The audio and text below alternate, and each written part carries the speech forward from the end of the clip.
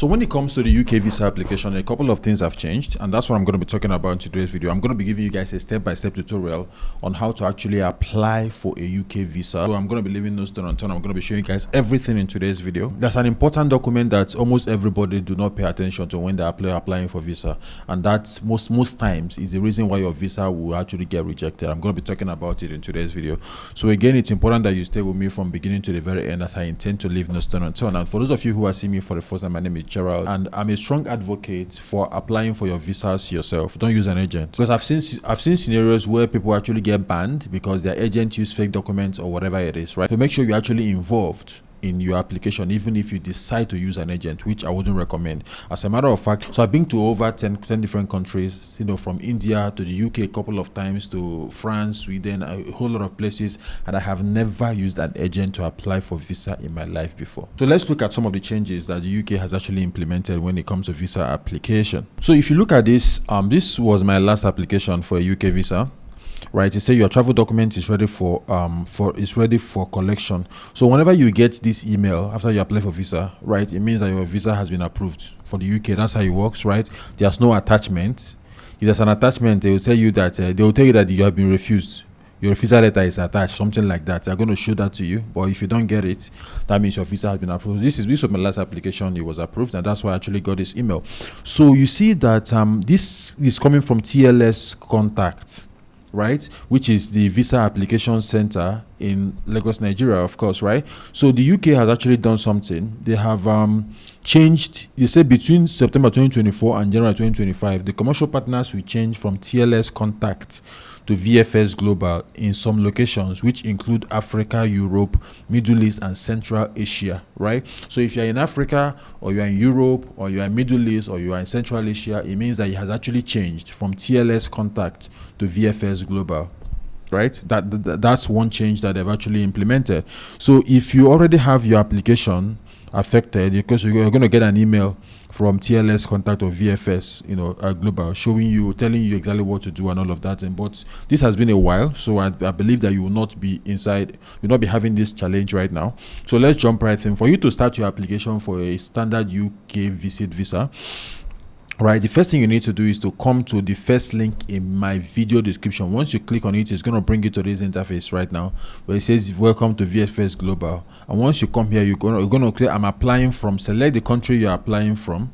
Let's say I'm applying from Nigeria, and then you're going to the United Kingdom. Just select it right here and click on where it says take me to the website. Now it's saying secure your travel experience, choose travel medical insurance for. So you don't need this. For the UK, you don't need travel medical insurance. It is not a must-have, right? For countries like for Schengen, you must have it. So just click on where it says take me to your website. Take me to the website here. So once you come here, you're going to click on where it says start now, right? So click on start now, and once you click on it, it's going to bring you right here. So choose the right visa trip for you. So once you click on this place, it's going to tell you to go to the UK government website to actually find the right visa for you, right? And once you've done that, you can come and start your application from the same website, and you pay your fees, right? You pay your fees on the same website. You pay your fees and book an appointment here, right? And upload supporting document. Most people actually prefer taking their documents to the to VFS for them to help them submit, right? If you do that, you're going to pay a little more at VFS to actually do that. So I prefer, and it means that you have to print those things out and carry it there. You don't want that stress, right? You don't want that stress. What I always do is I always apply for my.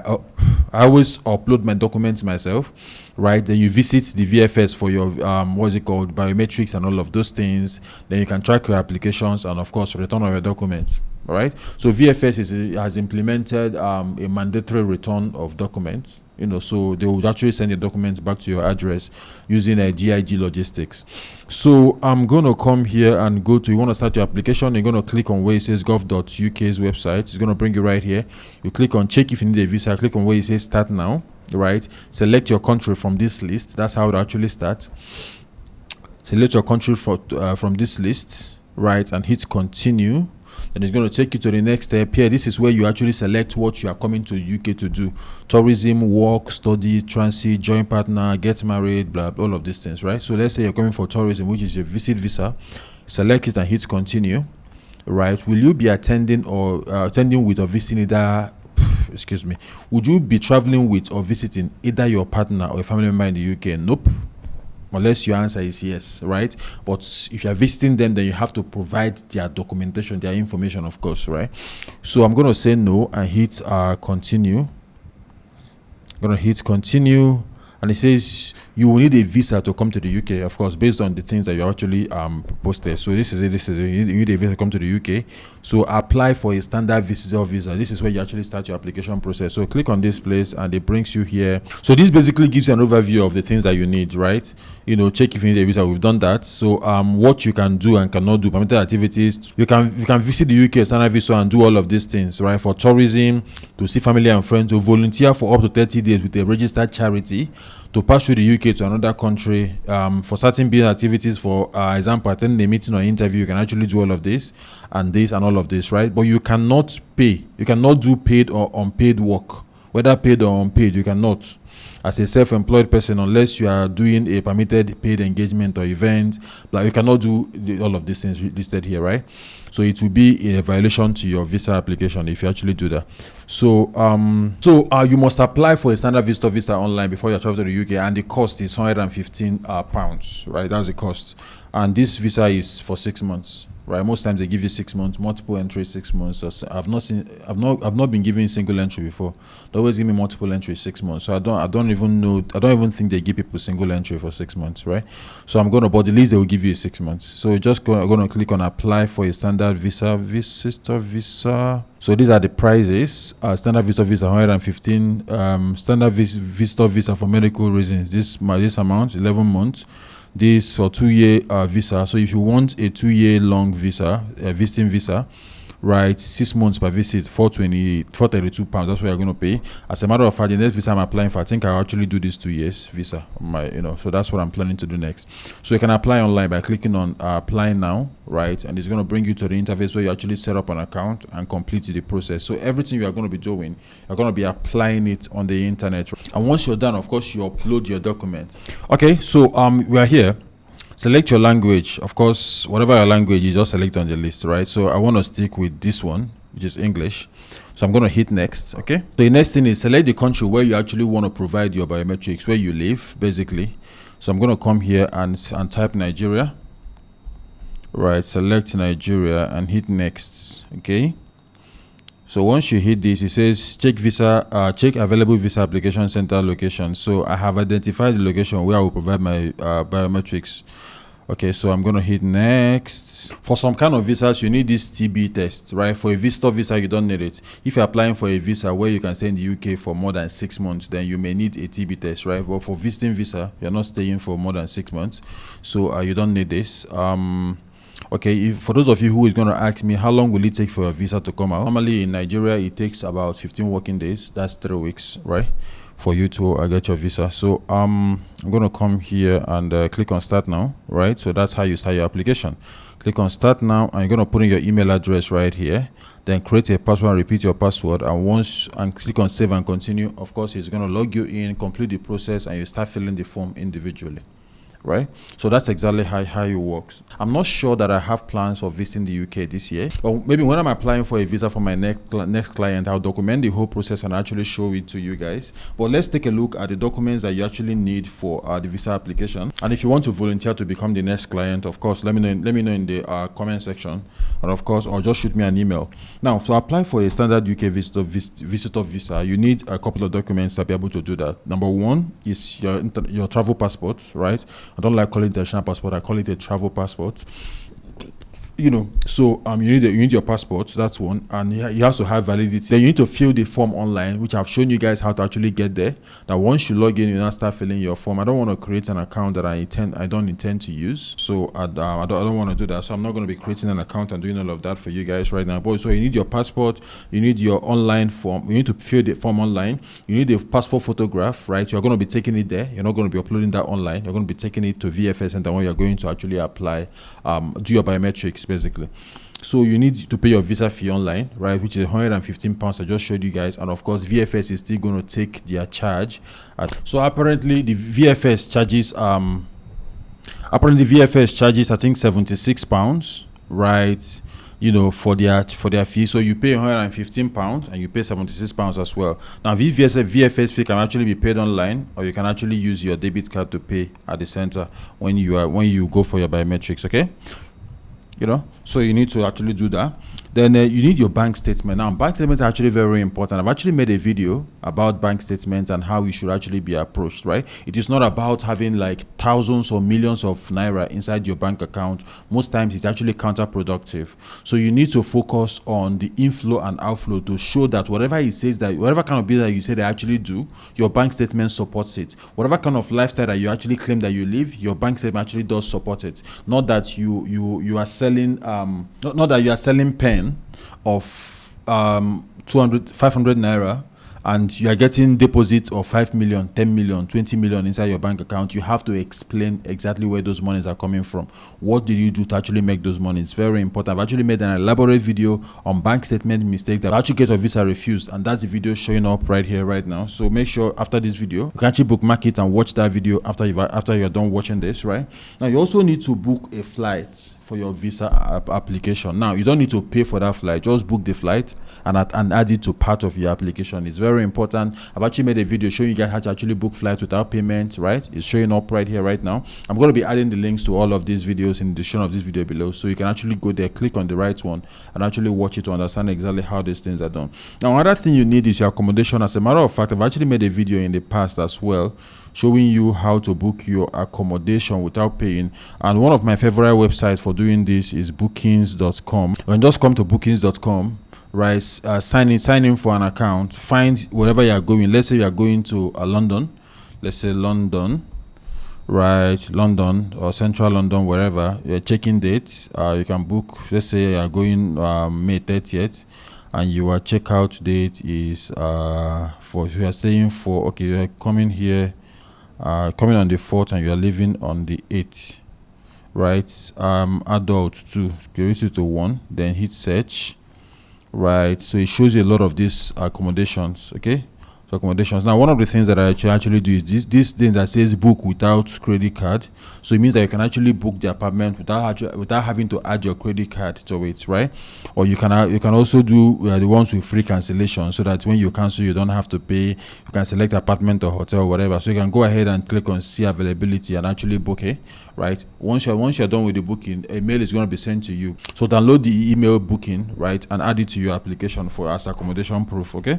Now, another thing that is very important, which is one of the reasons why people actually lose. Okay, before I actually talk about this, right, let's talk about if somebody is sponsoring you for your visa application. How do you actually approach that? Now, the first time I actually applied for a UK visa, I was refused, and the reason that they gave was that the person that gave me invitation, Mr. Tony, that Tony doesn't have, that there was no relationship between me and Tony.